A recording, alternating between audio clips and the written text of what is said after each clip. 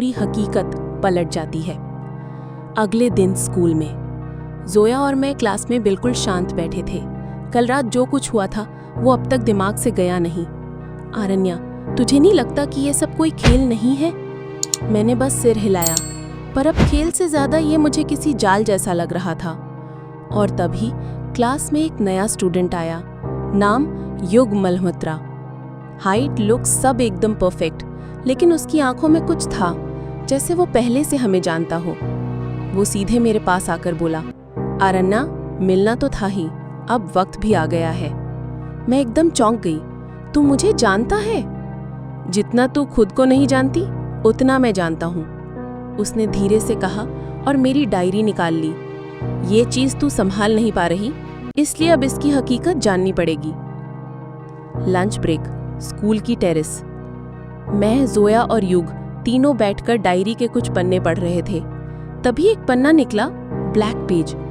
उस पर कुछ भी नहीं लिखा था, लेकिन युग ने उसमें एक छोटा सा ब्लू लाइट टॉर्च घुमाया और उस पर कुछ उभर आया। The black nest underground, only blood opens the gate. Zoya डरते हुए बोली, ये ब्लैक नेस्ट क्या है? युग ने कहा, राधिका इसी की तलाश में गई थी और वापस नहीं आई। मैंने पूछा, तू ये सब कैसे जानता है?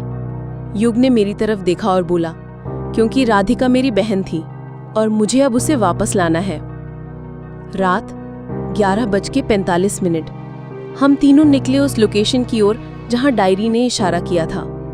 पुराना रेलवे टनल, स्टेशन के पीछे।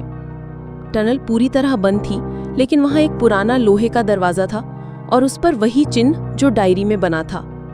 युग ने अपनी उंगली काटकर उसमें खून लगाया। दरवाजा खुद ब खुद खुल गया। हम अंदर गए।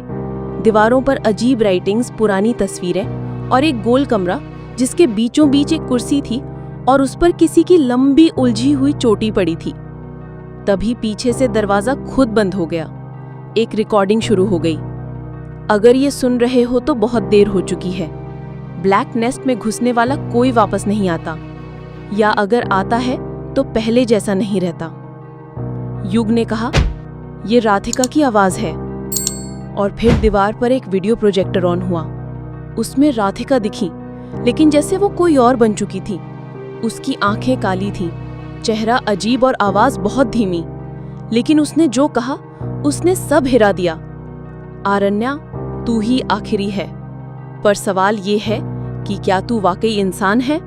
कहानी अब एक मोड़ पर है जहां सच और झूठ, रियलिटी और फैंटेसी की लाइन धुंधली हो रही है। जब कोई तुमसे तुम्हारी पहचान छीनने की कोशिश करे तो सबसे बड़ा सवाल यही होता है, क्या तुम वाकई वो हो जो तुम सोचते हो?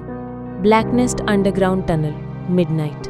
मैं अभी भी वही घूर रही थी, उस स्क्रीन को जहां राधिका ने कहा था, अरण्या, तू ही आखिरी है। पर सवाल ये है कि क्या तू वाकई इंसान है? मैंने युग की तरफ देखा। क्या मतलब है इसका? क्या बकवास है ये? युग का चेहरा सफेद पड़ गया था। उसने कुछ नहीं कहा। जोया चिल्लाई, किसी को बताओगे भी या हम सब ऐसे ही पागल बनते रहेंगे? युग ने धीरे से जवाब दिया, मुझे पता था ये लाइन आएगी, लेकिन इतनी जल्दी नहीं। और फिर उसने वो कहा जिसने जमीन खिसका दी, अरण्या, तू राधिका की सगी बहन है। मैं हंस दी, क्या? मैं तो अपने पेरेंट्स की इकलौती बेटी हूं। नहीं, युग बोला, तेरे असली माता पिता की मौत 3 महीने के अंदर हुई थी। राधिका तेरी बड़ी बहन थी और तू अनाथ हो गई थी। तुझे गोद लिया गया और तेरे पुराने सच को मिटा दिया गया। मैं हिल गई, मेरा दिल जोर से धड़कने लगा। तो क्यों बोलेगा ये सब झूठ? मैंने चिल्ला के पूछा।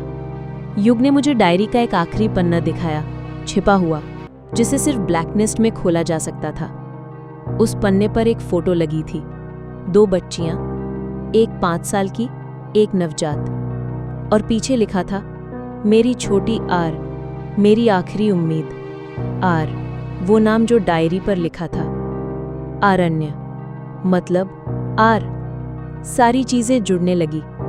मेरी अजीब सपनों की आदत, मुझे अक्सर खुद को शीशे में अजनबी लगना, और वो अजीब मैसेजेस, जैसे कोई मुझे जानता है।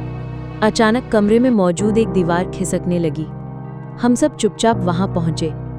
एक सीक्रेट रूम खुला जिसमें कांच की टंकियों में इंसानी शरीर पड़े थे। कोई सो रहा था, कोई अध जगह था, कोई मर चुका था। जोया डर के पीछे हट गई। ये क्या जगह है यार? क्या कोई लैब है ये? युग ने धीरे से कहा। ब्लैक नेस्ट एक एक्सपेरिमेंट था, आधा साइंटिफिक आधा आध्यात्मिक। इंसानों की यादें मिटाकर उन्हें रीप्रोग्राम किया जाता था। तू उनमें से एक है आरण्या। मैं कुछ बोलने वाली थी, लेकिन तभी वहां मौजूद एक टंकी से किसी ने जोर से शीशा पीटा। हम सब उधर भागे। लैब की दीवारों पर लाल लाइट्स चमक रही थी। सायरन बज रहा था। RA-17 unstable, system collapse imminent. मैं दीवार के सामने खड़ी थी। मेरी आंखें अब पूरी तरह काली हो चुकी थीं, सांसें भारी थीं और अंदर से कोई दूसरी आवाज गूंज रही थी। सब खत्म कर दो, यही तुम्हारा असली मकसद है। पीछे युग चिल्लाया। राधिका, तू अब भी खुद को रोक सकती है। तू मशीन नहीं है, तू इंसान भी है। जोया, जो अब तक शांत थी, अचानक मेरे सामने आकर खड़ी हो गई। अगर तुझे सब खत्म करना है तो मुझे सबसे पहले मार, क्योंकि मैंने तुझे कभी कोड नहीं समझा। मैंने हमेशा तुझे दोस्त समझा। उस पल कुछ हुआ। वो अंधेरे, वो कोडिंग, वो ब्लैक नेस्ट, सब एक पल को धीमा पड़ गया। मेरी आंखों में आंसू आ गए। अगर मैं वाकई कोड होती तो शायद रोना ना आता। मैंने लैब के मेन सिस्टम की ओर देखा, एक बड़ा कंट्रोल पैनल जो ब्लैक नेस्ट को पावर देता था। मैंने धीरे धीरे वहां जाकर अपना हाथ रखा। क्या कर रही है राधिका? युग ने डरते हुए पूछा। जो मुझे करना चाहिए था बहुत पहले। मैंने अपनी फिंगरप्रिंट और कोड दोनों एंटर कर दिए। सिस्टम ब्लिंक करने लगा। Self destruct sequence initiated 60 seconds. Radhika मत कर, युग चिल्लाया। तू मर जाएगी। मैंने मुस्कुराकर कहा, नहीं, मैं अब जी रही हूं, पहली बार खुद के लिए। 40 सेकेंड्स। मैंने जोया की तरफ देखा। भाग जा, अब भी देर नहीं हुई। तू मेरी वो याद है जो मुझे इंसान बनाए रखती है। 20 सेकेंड्स। जोया ने मुझे गले लगाया, रोते हुए। तू कोई कोड नहीं थी, तुम मेरी राधिका थी। 10 सेकेंड्स। युग ने आखिरी बार मेरी तरफ देखा। मैंने तुझे इस्तेमाल किया, पर अब मैं तुझसे सीख रहा हूं। Thank you Radhika. 3, 2, 1। Black nest ध्वस्त हो गया।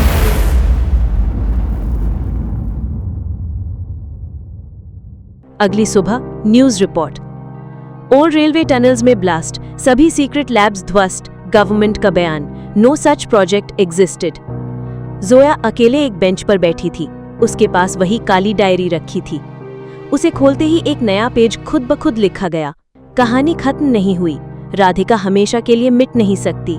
जहां यादें होती हैं, वहां उसकी परछाई जरूर रहती है।